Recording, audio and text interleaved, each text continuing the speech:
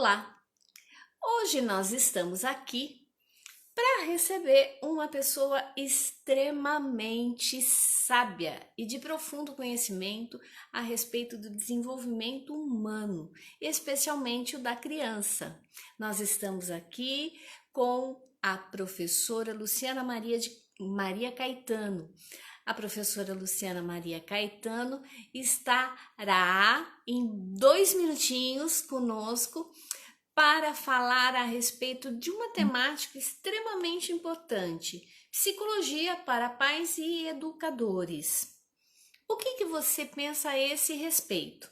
Seja bem-vindo, você está no canal Maria Belintani.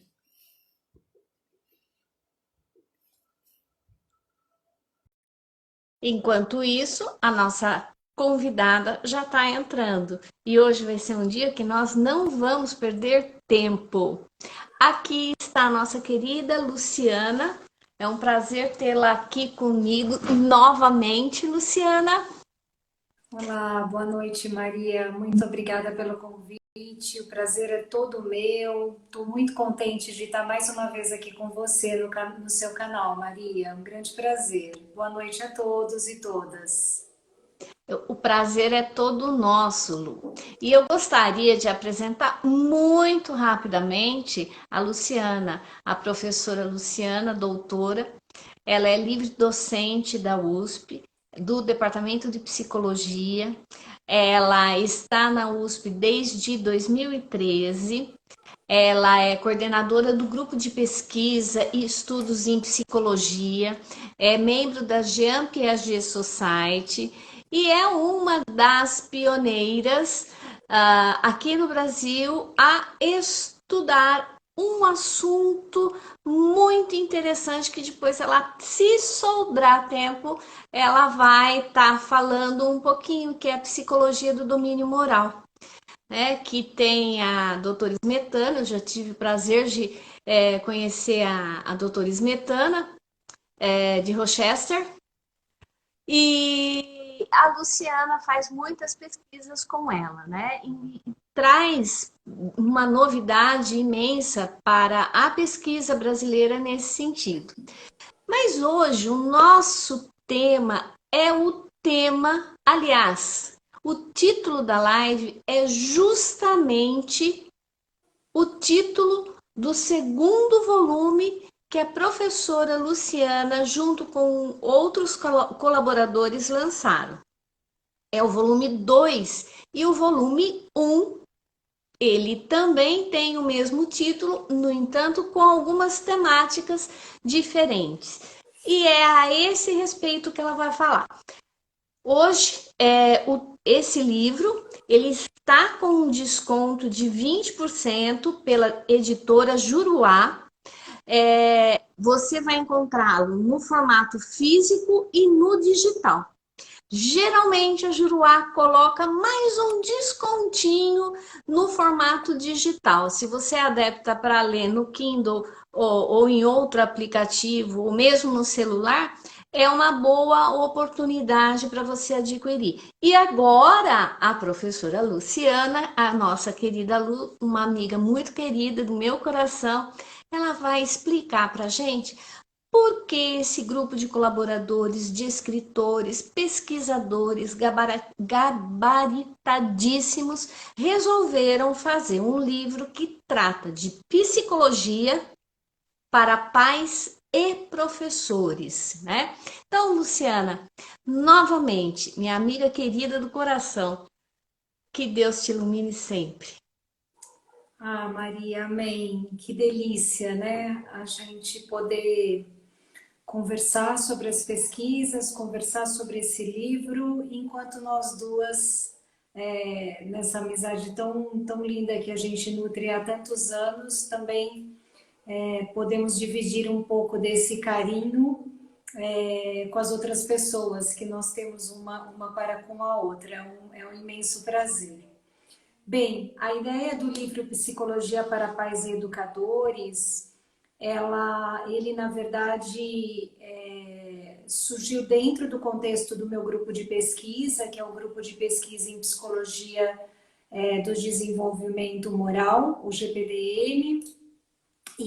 E a nossa ideia, enquanto pesquisadores, enquanto pessoas envolvidas com os estudos da moralidade, é que essas pesquisas elas cheguem exatamente onde nós gostaríamos que elas chegassem, não é?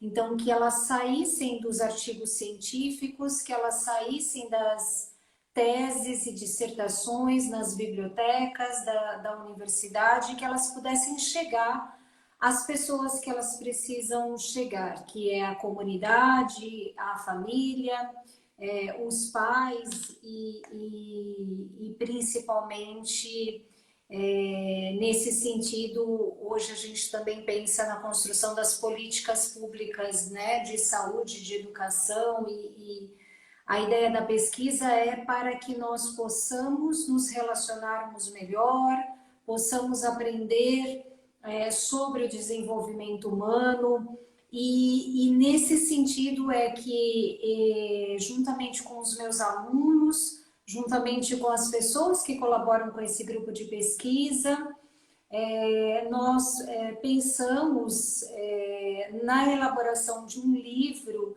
e essa que eu acredito ser a principal característica desses 2 volumes, é porque, embora tenham vários autores, sejam uma coletânea, ou seja, tem capítulos de...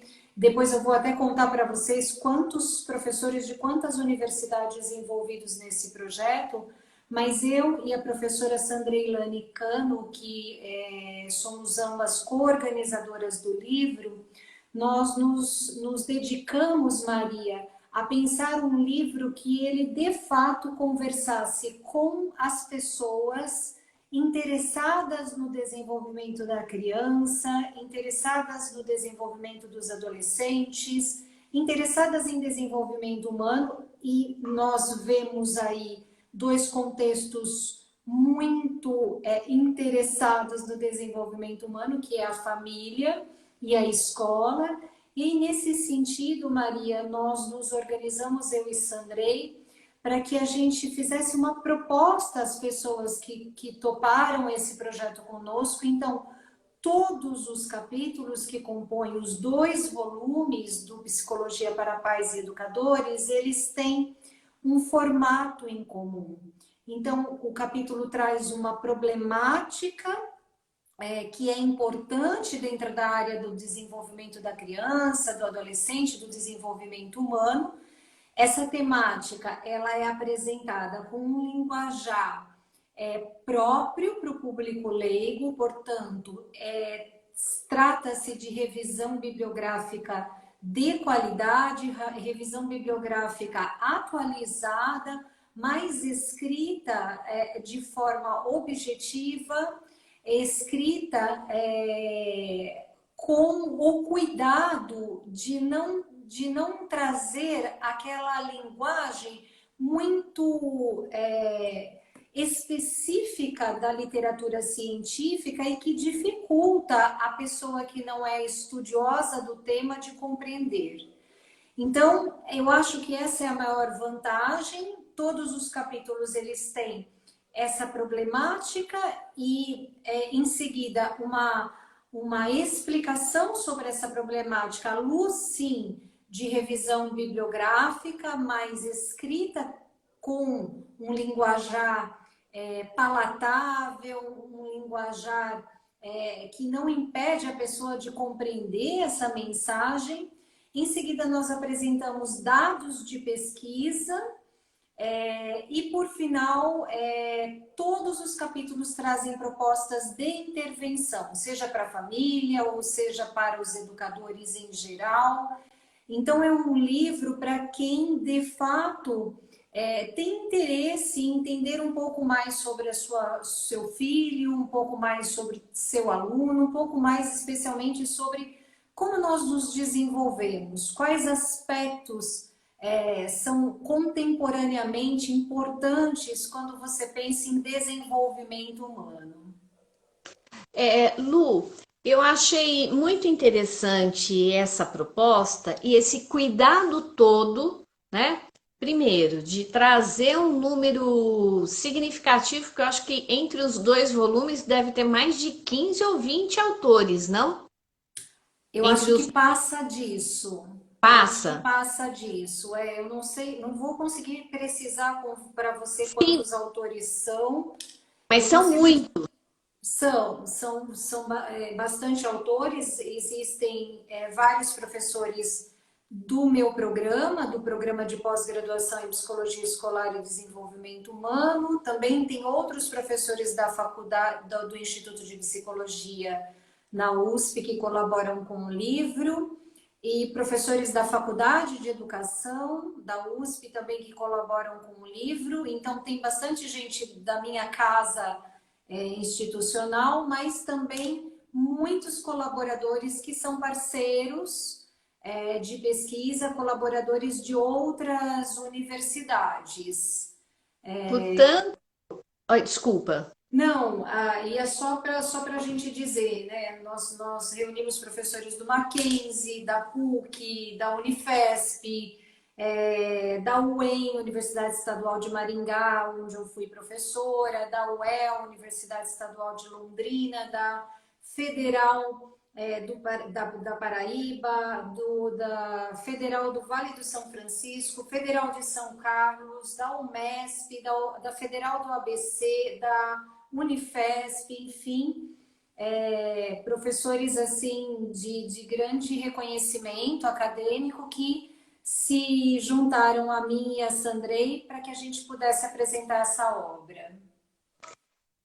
Lu, então o livro oferece os dois, né? Os dois volumes, volume um e 2. Eles oferecem uma diversidade de temas e todos têm em comum a oportunidade da pessoa que não é da área, ela ler, compreender e poder visualizar que aquela pesquisa ela tem um desdobramento prático possível de ser usado na em casa e na sala de aula, certo? E Certo? aí, eu tenho uma outra pergunta para fazer para você. Eu acho que até já sei a resposta, mas o que eu gostaria que você pudesse detalhar pelo seguinte, Luciana, eu vou te colocar um contexto, né?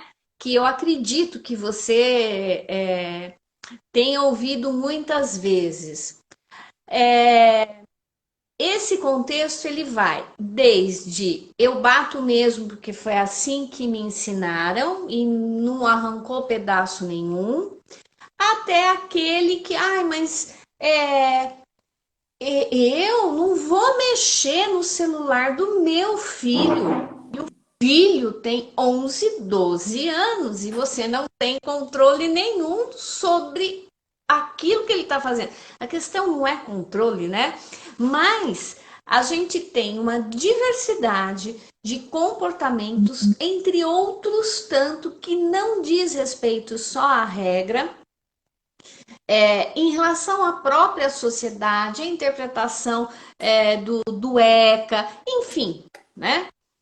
Qual é a importância que trazer os estudos de psicologia para o professor e especialmente para a família tem de positivo, tem de impacto, né? Então, por que? O que foi que mobilizou vocês a organizar um livro com muitos pesquisadores? O que levou esses pesquisadores a aceitarem essa proposta e em relação a efetivamente o livro vai beneficiar a população de modo geral, né?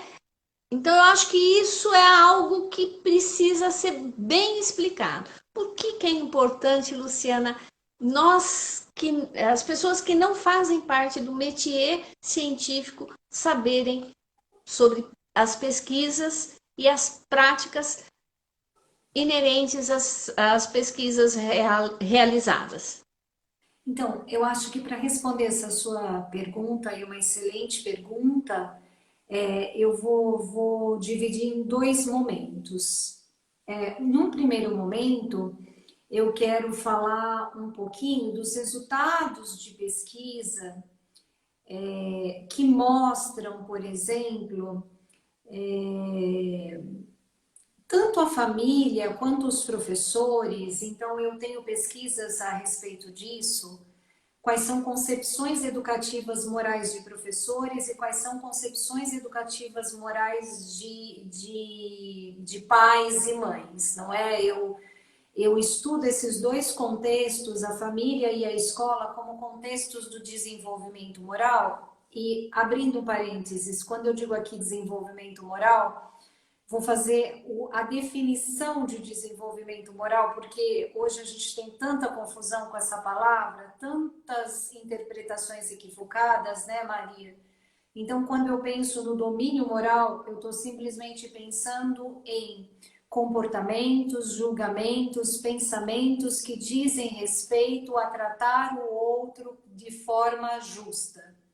É isso, né? Só isso. É simples e ao mesmo tempo super complexo e difícil da gente de fato colocar em prática essa ideia do tratamento justo do outro. Então, quando a gente tece pesquisas, né? As minhas últimas pesquisas, a gente sempre tenta investigar quais são os conceitos de famílias e escolas no sentido de intervir de modo a ajudar as crianças a construírem esse domínio moral ao longo do seu desenvolvimento, que implica ser capaz de relacionar-se bem consigo mesmo e com o outro e fazê-lo de modo justo. E é claro que isso se expande para um conjunto bastante grande de temáticas, não é? Então, uma das temáticas que nós discutimos, que tem um capítulo discutindo sobre isso, empatia e violência escolar. Então, essas são temáticas do desenvolvimento moral, lembrando sempre, né, que uma das coisas que o livro deixa bastante claro nós não nascemos como uma tábula rasa, né? Nós não somos uma folha em branco e o meio vai imprimir tudo o que nós somos, e nem o contrário, somos determinados pela nossa genética. Então, nós acreditamos que o desenvolvimento é fruto de uma construção. As crianças, os adolescentes, nós somos ativos nesse processo. Então, nesse sentido, o livro faz um convite, ele te convida a ser ativo enquanto adulto da relação com as crianças, ou mesmo enquanto profissional que não atua especificadamente como pai e mãe, nem na escola, mas que queira aprender sobre desenvolvimento humano. É esse o convite que a gente faz no livro, de que esses conhecimentos, se nós não corrermos atrás deles, se a gente não buscar conhecimento, nós ficamos com aquilo que a gente chama dos nossos pressupostos informacionais, das nossas crenças. E nem sempre as nossas crenças sobre como uma criança se desenvolve. Outro dia estava acompanhando uma live tua que você definia como é que uma criança aprende, né? Você discutia isso. E nem sempre as nossas concepções acerca de, como você disse, o que é que uma criança tem condição de escolher a partir dos 2 anos, o que ela não pode escolher com 11 anos, por que eu preciso não controlar o celular, mas eu preciso supervisionar, sim, os programas, o celular, todo essa atuação das crianças na tecnologia, até porque elas são nós precisamos auxiliá-las nessa alfabetização tecnológica, assim como você fala em alfabetização econômica, a gente também precisa auxiliar nossas crianças nesse aspecto. Então, nesse sentido, as duas questões que eu queria dizer para responder isso é que, sim, as pesquisas revelam que as concepções educativas morais de pais e professores, muitas vezes elas não no sentido de culpabilizar a família, pelo contrário, muito menos o professor, que você sabe o quanto eu defendo o professor, o quanto eu acredito que a nossa sociedade só pode ser moral e melhorar na medida em que os professores sejam valorizados, respeitados, e tenham um papel legitimado e valorizado dentro da nossa sociedade. Todavia, nós sabemos o quanto é deficitária a formação do professor nesse país. E se os professores, que são os educadores formais, têm déficits ao longo da sua formação no tocante à psicologia do desenvolvimento, nós temos estudos sobre isso, que o currículo de formação básica do professor, na licenciatura ou na pedagogia, acaba oferecendo tão pouco de conhecimentos da área da psicologia do desenvolvimento. Faça ideia, família, não é? Que não é profissional em educação, não é especialista em educação, família faz o que a gente chama de educação informal, mas não é porque é informal que não é profissionalizada que é menos importante, pelo contrário, toda a literatura da psicologia do desenvolvimento coloca o contexto familiar como um contexto imprescindível ao desenvolvimento, especialmente da criança e do adolescente, senão há perspectivas, a social domain theory, né, a teoria do domínio social que eu estudo, ela defende como talvez o principal contexto de desenvolvimento e nem sempre as pessoas têm acesso de fato a dados reais, a compreensão de como se dá esse processo de desenvolvimento. Então, o convite do livro é para conhecer. E a segunda dimensão é essa, ser agente, não é? Nós precisamos buscar o conhecimento, e como é bonito, como é importante quando a família se dedica a sair vou fazer assim porque todo mundo sempre fez assim, porque na minha família foi assim, porque eu fui educada assim, e vai buscar de fato informações. Então acho que o livro tem esse objetivo, sabe, Maria, de dizer que se para fazer um bolo, muitas vezes a gente usa a receita e ainda dá errado, imagine você atuar, né, efetivamente, promover desenvolvimento, você precisa saber a respeito de desenvolvimento. Então, o livro faz esse convite para que a gente se debruce a conhecer um pouco mais do ponto de vista científico, por quê? Exatamente para a gente superar algumas crenças que muitas vezes elas são redondamente equivocadas e elas trazem danos, prejuízos, né, para as crianças que convivem conosco, etc. Então, a ideia de que você tenha dados de pesquisa que vão mostrando a realidade, que vão mostrando de fato temáticas. O livro, apesar de se intitular, né, Maria, Desenvolvimento, o primeiro volume, Desenvolvimento Cognitivo e Afetivo, o segundo volume, Desenvolvimento Moral e Social, ele não tem uma visão, ele não quer trazer para o leitor uma ideia de que o desenvolvimento ele é fatiado nessas dimensões. Pelo contrário, né, o desenvolvimento ele é complexo no sentido de ser multifatorial e de ser transdisciplinar. Essa é a ideia que a gente traz no livro, por isso que ao invés da gente trabalhar com fases, com etapas de desenvolvimento, a gente apresenta temáticas contemporâneas eleitas, escolhidas a dedo, que a gente acredita ser importante para o público leigo. Luciana, há uns dias atrás você fez uma live com a Thaís.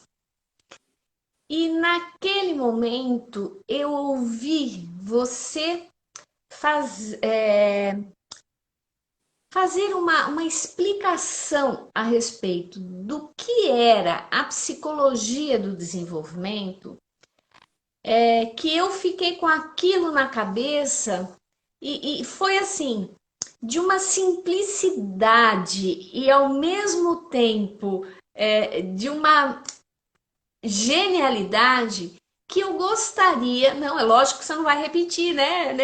A gente não se repete enquanto professor. Mas eu gostaria que você trouxesse para as pessoas que vão assistir essa live e tem muita visualização pós o momento, o que é essa psicologia do desenvolvimento, né? Por que ela é importante? Não é nem a importância, é o que é e por que a gente se apaixona por essa psicologia do desenvolvimento. Porque foi isso, né? Na maneira como você falou, eu falei, gente, a mulher é apaixonada, da mesma maneira como eu sou. Maria, você sabe bem disso, porque isso corre nas nossas veias, na verdade. A psicologia do desenvolvimento, ela transformou a minha vida. Vocês sabem que eu não sou psicóloga, eu sou pedagoga de formação e eu atuei muitos anos na prefeitura municipal da cidade onde eu nasci, em Americana, como professora de educação infantil. Também fui professora de Nova Odessa, da rede municipal de Nova Odessa. E, e na minha prática, enquanto professora, enquanto educadora, eu sentia falta de compreender mais sobre esses processos desenvolvimentais, no sentido de compreender o que era esperado por uma criança de determinada faixa etária, o que não seria esperado para que aquela criança tivesse de resposta enquanto comportamento, enquanto conduta. Como que eu poderia motivar uma criança, ou seja, como funcionaria essa criança do ponto de vista afetivo, mesmo do ponto de vista moral, que sempre foi a cereja do meu bolo, né? Eu sempre estive muito interessada em compreender por que algumas crianças elas conseguiam compreender as regras e elas cumpriam regras, outras não. O que esperar dessa questão da normatividade na vida da criança?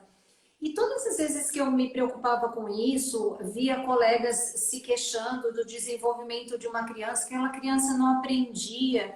E eu me questionava, mas será que ela não está aprendendo mesmo? Ou ela está no momento do desenvolvimento que isso que está sendo demandado dela, ela ainda não está pronta para apresentar? E eu comecei então a fazer cursos enquanto professora, e assim que a gente se conheceu, né, Maria, fazendo o PROEPRE, o curso da Unicamp, e lá eu comecei a ampliar os meus conhecimentos acerca da psicologia do desenvolvimento. Qual é o objeto de estudo da psicologia do desenvolvimento? A psicologia do desenvolvimento, ela tem como objeto todas as transformações que vão acontecendo ao longo do tempo dentro da nossa espécie, não é? Na nossa espécie humana. Como é que ao longo do tempo nós vamos nos desenvolvendo?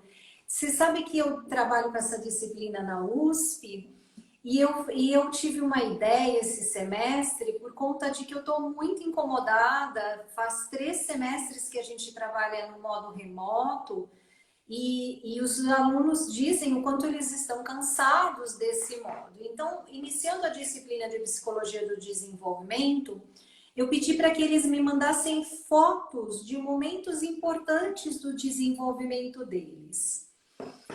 E aí comecei a disciplina a partir dessas fotos dos próprios alunos. Então, interessante porque vinha foto deles começando a andar, vinha foto deles indo para a escola, tiveram fotos deles na adolescência.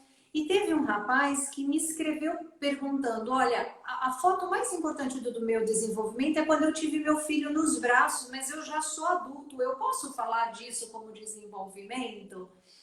E aí, então, já começamos a trabalhar, né, desenvolvimento, a psicologia do desenvolvimento, ela teve no início da sua história claro que uma ênfase na compreensão do desenvolvimento dos pontos iniciais, da gênese, do ponto de início. Então, os estudos de bebê tão reconhecidos e importantes, realizados por Jean Piaget, que é o autor de mais reconhecida contribuição para a área até hoje, o biólogo suíço Jean Piaget, o nosso Piaget, né, Maria? Então, porque ele se dedicou a essa dimensão de ver a gênese do desenvolvimento, então fez um estudo empírico primoroso, minucioso de bebês e mostrou que os bebês, eles então tinham uma inteligência e eles construíam relações sobre os objetos e eles construíam interações sociais e etc. Então, mas, embora no início da história da psicologia de desenvolvimento, os primeiros modelos de desenvolvimentais fossem focados em crianças e adolescentes, bebês, crianças e adolescentes, hoje a gente pensa na psicologia do desenvolvimento do ponto de vista de ciclo vital. Então, a gente tem psicologia do desenvolvimento ainda de bebês, de crianças, de adolescentes, de o que a gente chama de early adults, né? Então, os jovens adultos, os adultos e psicologia do desenvolvimento de idosos. E o objeto é exatamente compreender quais são as regularidades, ou seja, o que é que acontece ao longo de desenvolvimento com todos nós, que é comum à nossa espécie, todos nós passamos por esses processos. E hoje a psicologia do desenvolvimento, ela se debruça em compreender mais sobre quais são os fatores que vão influenciar esse desenvolvimento e especialmente como os contextos influenciam esses desenvolvimentos. Hoje a gente tem coisas fantásticas, né, na área de desenvolvimento. Estava estudando aqui, né, novas perspectivas em desenvolvimento humano. Então, hoje, por exemplo, é temática que chega na área a questão da inteligência artificial. Qual a relação disso com o desenvolvimento humano? E a gente, quando fala ali desenvolvimento cognitivo, ou seja, da inteligência, desenvolvimento afetivo, ou seja, as nossas motivações, os nossos afetos, os nossos interesses, valores sociais, porque somos geneticamente sociais, não nos desenvolvemos senão nas relações uns com os outros, e moral nesse sentido de garantirmos relações de justiça social, garantirmos relações de equidade em que o meu desenvolvimento não seja às custas da poda do outro, não é? Então é esse o estudo. Eu gosto mesmo, né? Eu acho que a paixão que eu falo é porque assim, se você é alguém preocupado com as outras pessoas, se você é alguém interessado em que as pessoas vivam mais felizes, em que as pessoas tenham mais saúde, mais educação, você precisa estudar psicologia do desenvolvimento humano, né? E eu digo também para os meus alunos, eu trabalho tanto com o curso de psicologia, quanto fisioterapia e terapia ocupacional na USP. A psicologia do desenvolvimento, ela traz para a gente, Maria, esse otimismo. Ela traz para a gente essa ideia de que sempre o desenvolvimento é possível. É isso que as pesquisas mostram. Então, se você trabalha, seja na área de saúde, como os alunos que eu formo, né? Ou os educadores, os professores, você precisa saber de psicologia de desenvolvimento e a gente aí estuda para entender que as nossas profissões, seja o psicólogo na saúde, seja o professor na educação, a nossa profissão implica em promover desenvolvimento. Eu faço as minhas intervenções na sala de aula, eu faço as minhas intervenções no consultório ou no hospital, onde é que eu atue, e preciso acreditar que o ser humano sempre pode desenvolver-se nesse sentido amplo e complexo, de entender melhor o mundo, de ser capaz de interpretar de formas mais apropriadas relações, de poder também motivar-se mais, interessar-se mais em todas as dimensões aí. Então, realmente, o objeto da área da psicologia do desenvolvimento são todas as transformações que se sucedem ao longo do tempo, mas especialmente ela traz essa ideia muito positiva e otimista de que estamos sempre nos desenvolvendo, como estamos fazendo aqui agora. A gente, ao contrário do que muita gente pensa, o ser humano se desenvolve até o momento que se vai, né? Que vai embora para outro plano. Porque o desenvolvimento nunca acaba. Ele modifica, mas você está sempre aprendendo e sempre possível mudar um comportamento, mudar uma maneira de pensar, enfim. Nós temos aí, quando você falou da inteligência artificial, a inteligência artificial vem entrando, né? Até um tempo a gente fala as neurociências que fizeram contribuições e estão fazendo contribuições imensas para nós podermos compreender o cérebro humano, enfim, né? Esse comportamento que nós temos. Agora vem a inteligência artificial que junto, né? Além da contribuição em termos de saúde, de bem-estar, tem um outro lado que é o ético, de manipulação, porque eu trabalho um pouco com essa área do marketing, de mapeamento de interesses, de compra das pessoas, de oferta. Aí vem a questão, porque são todas coisas novas e que implica que a sociedade discuta, que a sociedade aponte problemas, que coisas aconteçam, que é exatamente isso que vai normatizar o uso e estabelecer princípios éticos na utilização daquela ferramenta, daquele conhecimento, daquilo que acontece. Por isso que a gente não pode viver no século XVII. Por isso que a gente não pode entender a criança como algo, porque ela está à mercê de tudo isso. E quem vai orientá-la? Porque ela é esperta. Não, não, não. São coisas diferentes, né, Luciana? O que é uma criança esperta é diferente do que é ser criança. E parece que isso é um conceito difícil de todo mundo entender. Mas ele é tão esperto, tão inteligente para mexer no celular. Ele mas na escola é um burro, nunca, né? Primeiro que eu não concordo com isso. E não é assim, né? Nem lá, nem cá, e muito menos porque a criança mostra competência para aprender, não significa que ela possa aprender sozinha, sem a orientação, o acompanhamento, a tutoria, né, a mentoria de um adulto. Parece que isso é uma coisa muito difícil, né, das pessoas entenderem, Luciana. Eu não sei se é Parece. bobagem. Você concorda com algumas Não, dessas?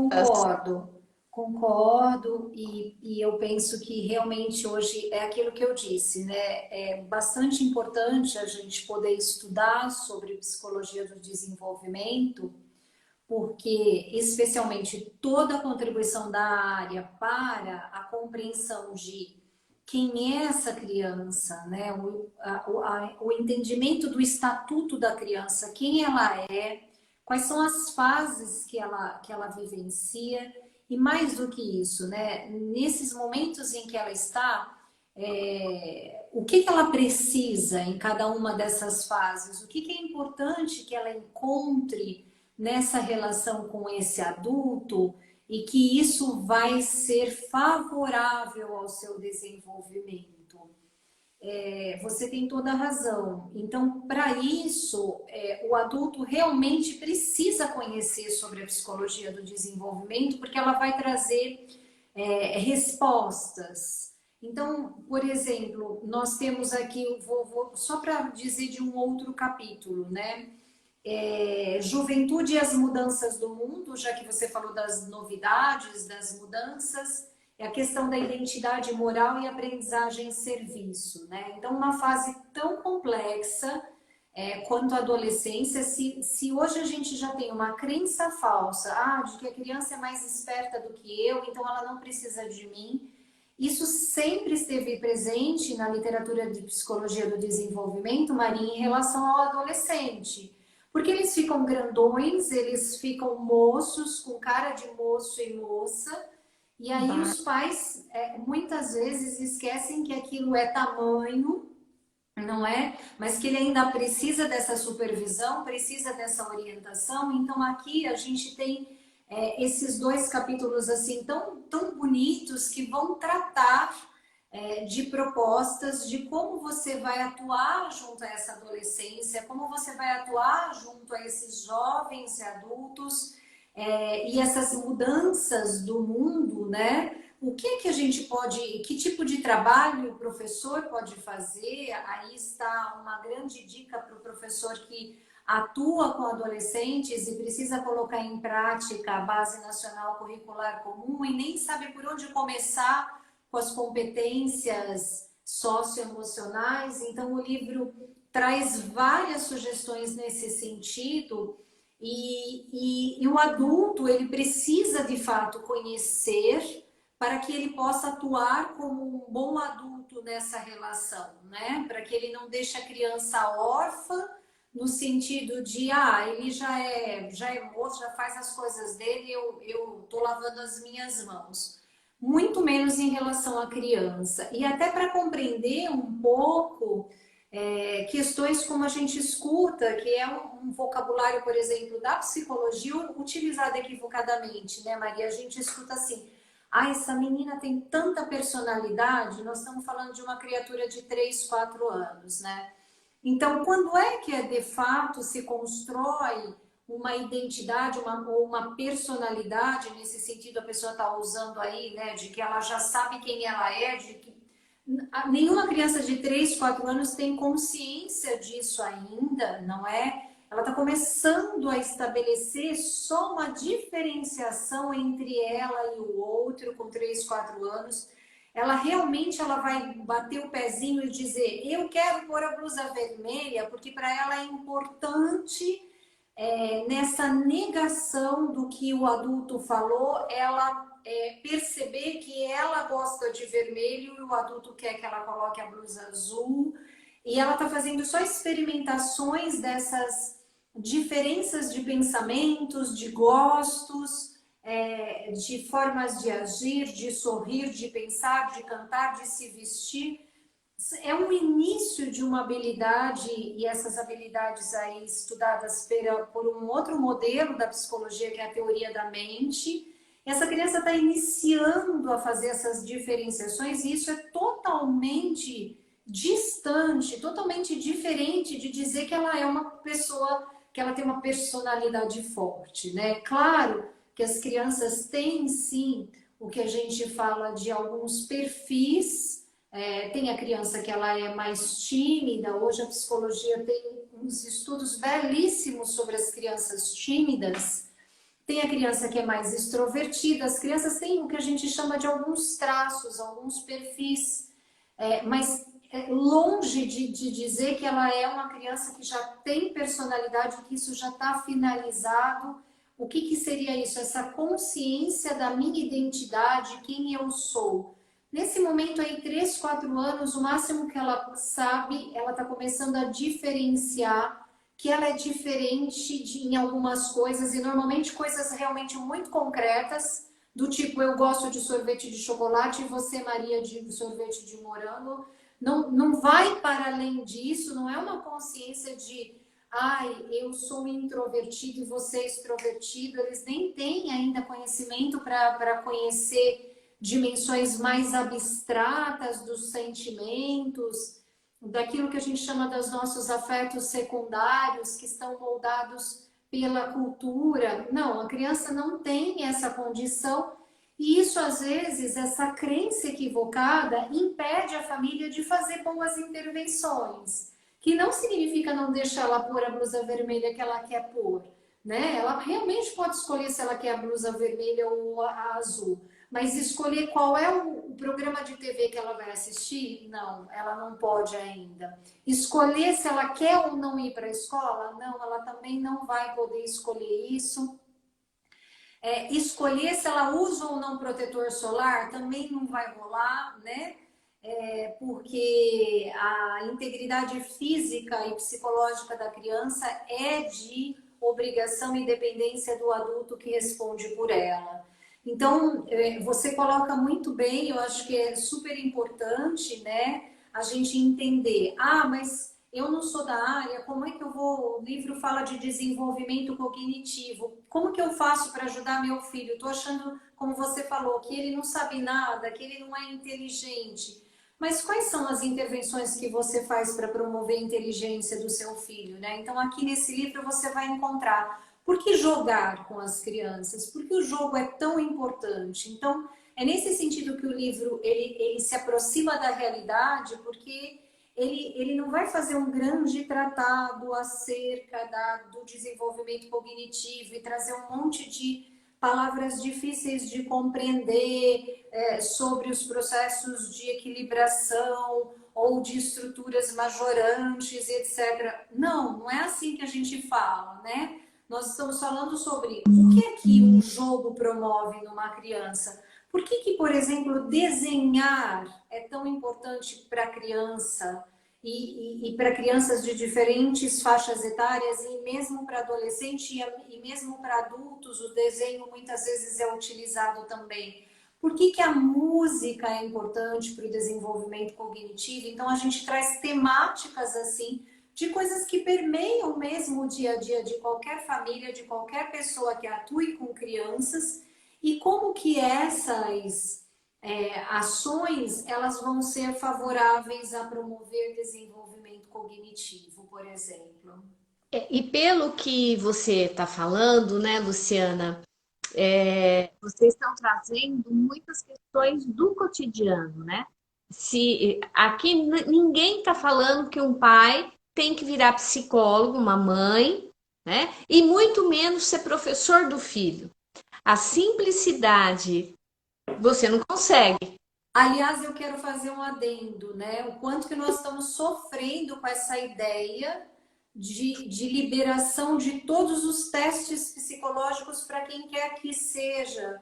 Isso é um grande equívoco, isso é um grande equívoco porque uma das coisas que a gente sempre orienta os professores é que quando você percebe que aquela criança está com dificuldades, não levante hipóteses de diagnóstico, faça a descrição do que você observa, da conduta. Quanto mais você apresentar para a família, para a sua coordenação pedagógica, para a sua direção, um registro meticuloso de condutas que lhe chamam a atenção, em que momentos essas condutas aparecem, como essa criança lida com essas condutas com seus pares, como que essa conduta se manifesta na relação contigo, como que essa criança destoa das demais. Quanto mais você trouxer isso que a gente chama de queixa, não é? Um relatório das queixas, nesse sentido de apontar algumas coisas que lhe parece que não estão funcionando adequadamente, não deveriam estar sendo manifestadas. Esse é nosso papel de professores, né? Esse é nosso papel, inclusive, de família. Mas quantas vezes, hoje eu tenho trabalhado num grupo interdisciplinar com pediatras e com fisioterapeutas, especialmente para pensar primeira infância, as crianças pequenininhas de 0 a 6 anos, e existe essa queixa por parte do pediatra, porque às vezes o pediatra precisa de alguns dados daí do desenvolvimento físico mesmo da criança e a família não tem esses dados, ela não estava atenta, ela não sabia que essas coisas eram importantes. Então, às vezes não é que a gente não está atento, é que realmente a gente não sabe que aquilo era importante, a gente não sabe que aquilo precisava estar sendo observado. Quando uma criança, por exemplo, tem um atraso de linguagem, eu tenho uma criança que eu acompanho, porque é filha de uma pessoa próxima minha, e eu disse, poxa vida, mas olha, quase 3 aninhos, a linguagem dela ainda está muito incipiente, essa criança precisaria já estar falando de tudo. E aí a família vira e diz assim, ah, pois é, mas acontece que o pai dela também demorou para falar. Ah, mas acontece que a avó também era assim.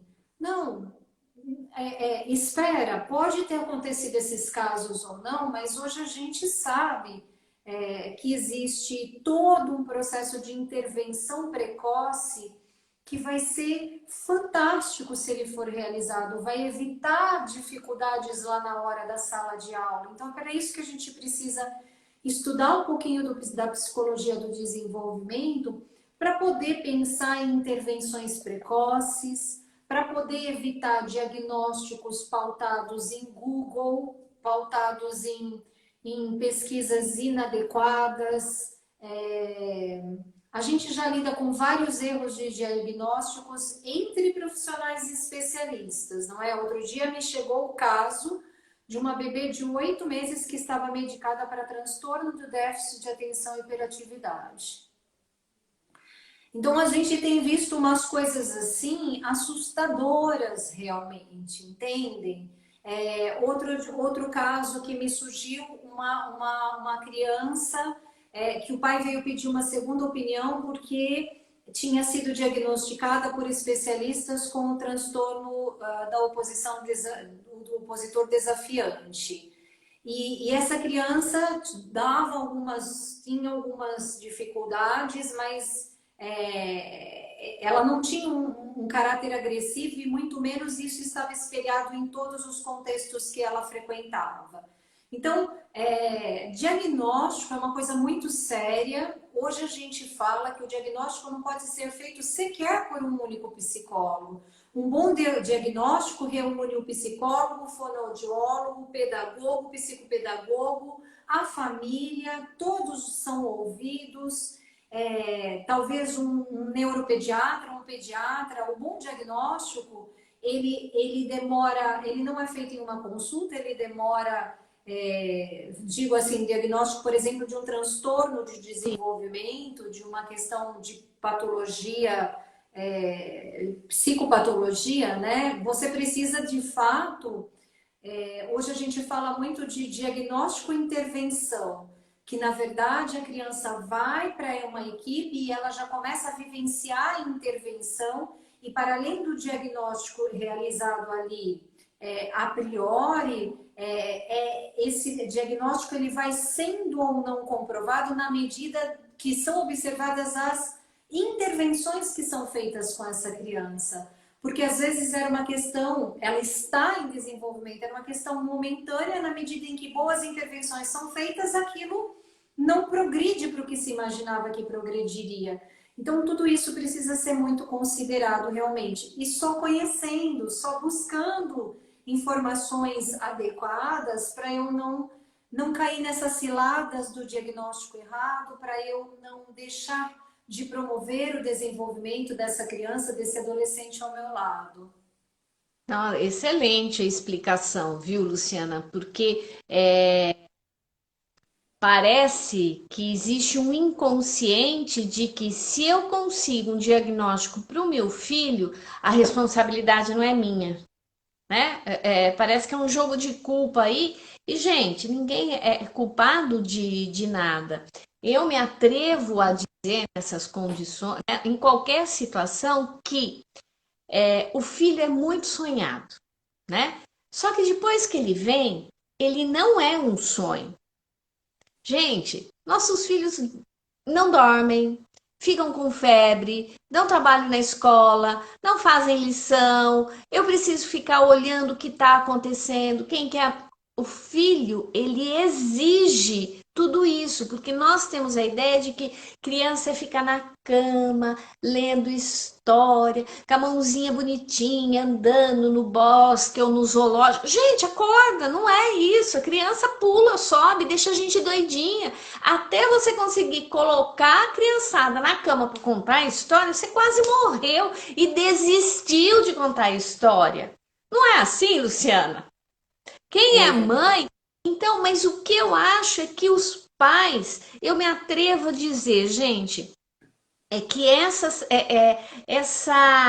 esse choque de realidade está fazendo com que o pai se afaste da criança. Até o seu filho morrer com 90 anos, ele precisa dos pais para conversar, para trocar ideia, para dar bronca, para levar bronca. A gente tem que ter disponibilidade mínima para educar, né? E mais ainda, a gente tem que ter confiança na escola.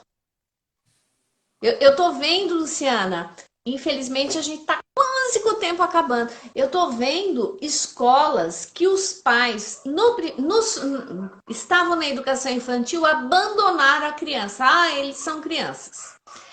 Foram para o primeiro ano, e o ano passado foi pandemia. Agora estão querendo comprar a cartilha Caminho Suave, porque acham que a criança não vai aprender.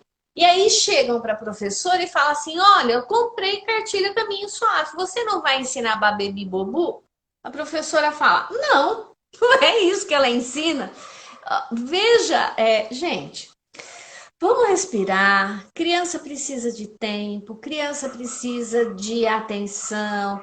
Criança não é dona do adulto e nem nós somos donos dela, né? A vida é um instante, a gente precisa. é, e aí é que eu entendo que esses livros, que todo esse grupo de profissionais fizeram, vem ao encontro das nossas necessidades, não de encontro, é ao encontro para que a gente, ao ler uma determinada situação que está proposta lá, você pode até falar assim, não, assim eu não vou fazer, aí eu vou fazer assim, porque se encaixa na sua necessidade. Só que aquele exemplo fez com que você pensasse e falasse assim, epa, eu poderia ter feito isso e não fiz, agora eu vou fazer diferente.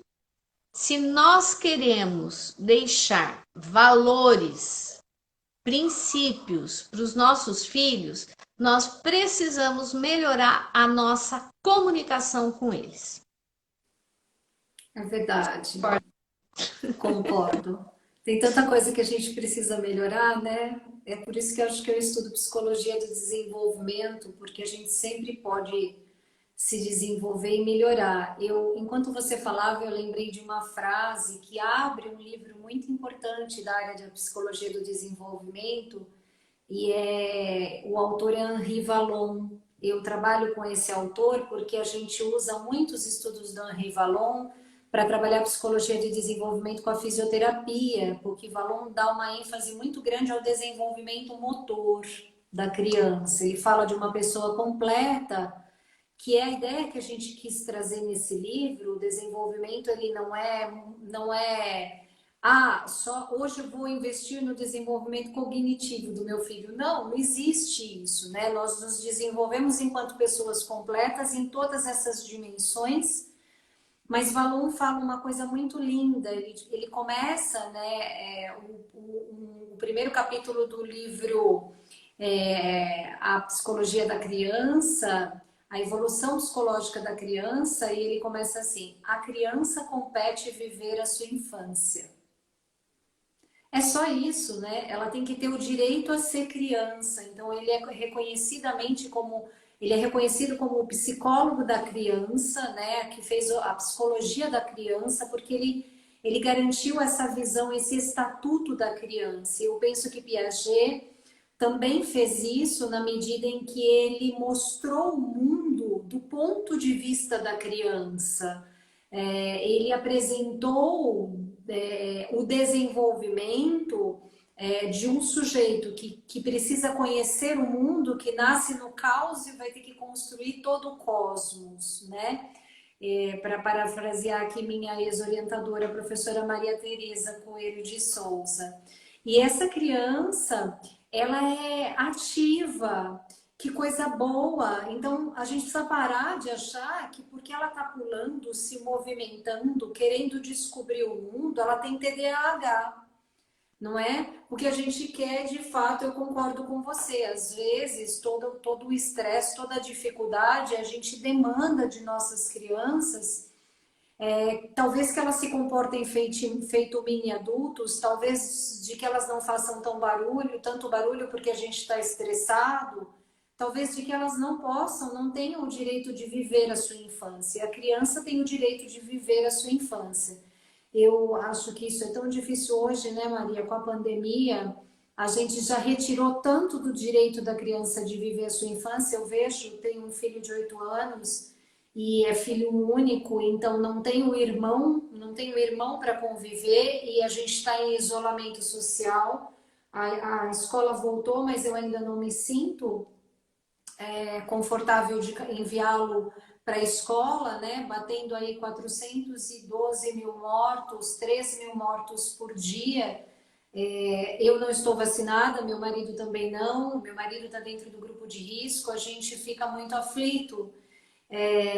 Mas o quanto isso está sendo doloroso para ele, porque de alguma forma o isolamento social retirou, né, a possibilidade da criança trazer um amigo para casa, pular, brincar, fazer um monte de coisas que as crianças faziam. Mesmo o esporte, ele pratica Kung Fu e faz pela tela, e ele diz, mas eu quero ir à academia, eu quero ir treinar lá, né? Então, faz um ano que não nada, porque a gente não está mandando para natação, então é claro que está perdendo motor, desenvolvimento motor e está tendo perdas. Então, já existem as perdas que fazem parte das situações que nós vivenciamos, mas que essas perdas não sejam por culpa do nosso desconhecimento, enquanto adultos ao lado das nossas crianças. Realmente nós idealizamos as crianças, não é, Maria? Mas que o nosso ideal de criança seja o sonho de que nelas está a semente de um mundo melhor. Com certeza. E dessa forma, com essas palavras tão lindas, na criança está a semente de um mundo melhor, que a gente se despede. E eu novamente coloco o livro editado pela editora Juruá, que está hoje com 20% de desconto. Dá uma olhada, corre lá no site. Olha aqui, maravilha de conversa. Parabéns, meninas. Quero o livro, Lu, né? A Silmara, eu acho que é Oi, isso. Silmara Silmara, quanto Saquete. tempo! Trabalhei com ela, um beijão. Olha que legal. E Silmara, então, corre na editora Juruá que você vai conseguir tem os dois, né? Então, eu acho que o volume 1 e o volume 2 vale a pena sim adquirir, porque nós estamos com um grupo de gente que acredita que conhecimento científico tem que transpor as portas da academia, ele tem que ir para a população. Isso se chama democratização do acesso ao conhecimento, né? É nisso que eu acredito. São essas ações que vão transformar o nosso mundo muito melhor. E as crianças são as sementes do futuro. Luciana, eu agradeço imensamente essa conversa deliciosa, morrendo de saudade de te dar um abraço. Seja sempre bem-vinda aqui, é um prazer imenso tê-la aqui sempre. As portas estarão sempre abertas para você divulgar o que você quiser. Obrigada, Maria. Tem livro novo chegando. Assim que chegar, a gente combina. Mas a gente marca uma próxima. Meus alunos e eu construímos uma cartilha. Você bem conhece, você foi do conselho. Então, quem sabe? Vamos lá, obrigada, gratidão. Excelente, vamos pensar nisso, Lu. Vamos sim. Beijão. Beijão, gente. Fica Obrigada com a Deus. todos e todas.